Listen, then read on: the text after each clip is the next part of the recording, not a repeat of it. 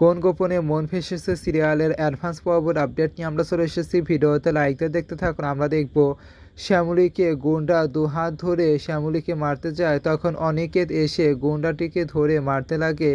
অন্যদিকে মন্দার অন্য গুন্ডাকে ধরে রোহিণীকে বলছে মার মার, তখন রোহিণী গুন্ডাটিকে বাড়ি মারতে থাকে।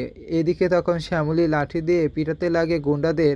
সেই সময় তখন অরুণাভ টাকার ব্যাগ নিয়ে মুখে মুখোশ পরে শ্যামলীদের দিকে তাকিয়ে পালাতে যাচ্ছে। তখন শ্যামলী তা দেখে চিৎকার দিয়ে বলে টাকা নিয়ে পালাচ্ছে টাকা নিয়ে।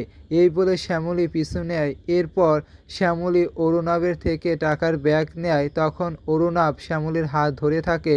সেই সময় শ্যামলী বলতে লাগে ছাড়ো আমার হাত, ছাড়ো। তখনই অরুণাভ শ্যামলীকে ধাক্কা মারে আর পিস্তল বের করে শ্যামলীর বুকে গুলি ছোড়ে।